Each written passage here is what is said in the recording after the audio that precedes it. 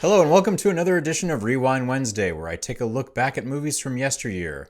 This week I'm going to be discussing the 2013 film The Conjuring, and I have a special guest joining me to discuss the film. You know her as Refashioned Hippie on TikTok, Instagram, and YouTube. Please welcome Maggie Weber. Hello. Hello. Good morning. Good morning for me. Good afternoon for you. What is it about The Conjuring that resonates so much with you? So I'm a huge horror movie fan, and I think that one thing horror fans are looking for is something new. We're all familiar with opening the bathroom mirror, closing it, there's suddenly somebody behind you. We've seen that. But I think that The Conjuring did a lot of brand new things that really resonated with the audience, and that's what spawned multiple movies. The first thing that really scared me when I watched the movie is when she's looking in the little music box and the mirror is turning around and suddenly the little boy is there for a second. Mhm. And I'll tell you why, because as a mom, kids say creepy shit. Kids can be very creepy. And, my daughter will over breakfast tell me about a dream she had where all my skin fell off and then just like, can we have ice cream? And it's just like, what? So when you are a parent and you go from, yeah, you're being weird to we are in danger, that's a big, that's a big shift. Mhm.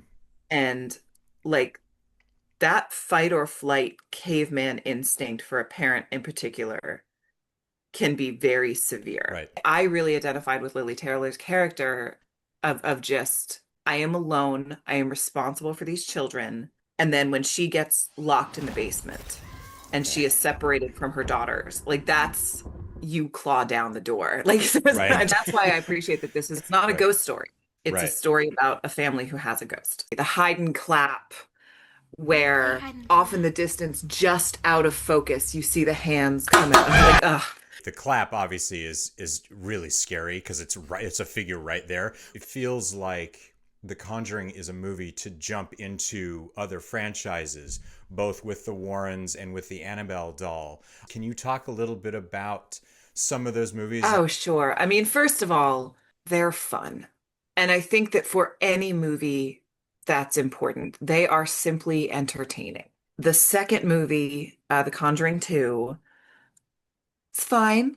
It's fine. It's not my favorite thing. I think it's definitely worth Okay. watching. When you start to Okay. get into The Nun, it gets a little like hokey horror, but for me, that's fun. I love a B movie. Okay. So I don't think they're all necessarily hits, but I love that they are mostly based on true events that you can research and look into and just it creates more of the lore in the universe. Would you say then that they do a good job of really drawing you into this whole universe? I mean, despite the fact that maybe two isn't as good, but kind of like like a Stranger Things. Season two wasn't as good as some of the others, but it really hooks you, and you're like, I have to know what's going on. I'm glad you brought up Stranger Things because for me, these movies really are about the people, and that's the primary focus of it. So you are watching the people, and even in the second movie, you get to know the characters, you get to know who they are, and you are invested in the happiness of these people,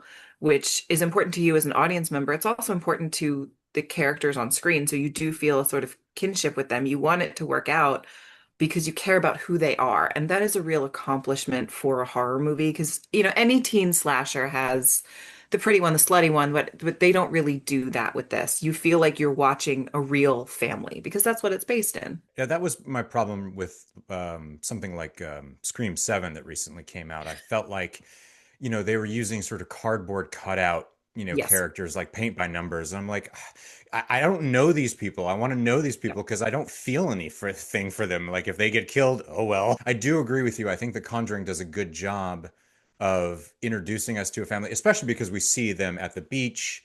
In the Hmm. photograph, the Lili Taylor character is talking so much about, that moment that she loves so much. They do give us those kind of moments to root for a character and kind of feel for the characters. So you're really big on the Warrens then. For me, an interesting discussion to have is what was really going on with the Warrens. Were they battling demons or were they con men who were good at what they did? Right. And it's an interesting discussion to have. But I like that these movies are a vehicle for that discussion. But I appreciate that you see them working so hard to make sure that the Perrin family can just be a family and really focusing on the fact that that's an incredibly healing thing, that it's not just about let's get the evidence of a haunting, let's fix this thing, let's drive this. It is just like they have to make pancakes and laugh.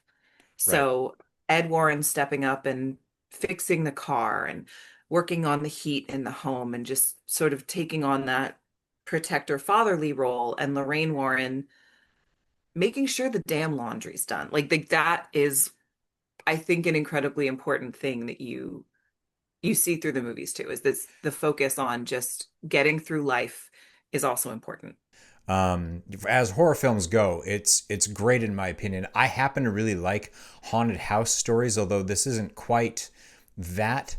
For me, the movie really showcases what you can do with a possessed house, a haunted house, a family being terrorized by spirits, and it's one of those best in the vein of like a Poltergeist, for example.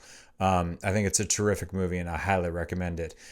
Maggie, I want to thank you very much for joining me on the show today. I really appreciate it. Your insights into the Conjuring franchise. I'm glad you've done the research on these characters and the backstory. And I thought this was a really fun discussion. So thank you very much. Absolutely. I love talking horror movies.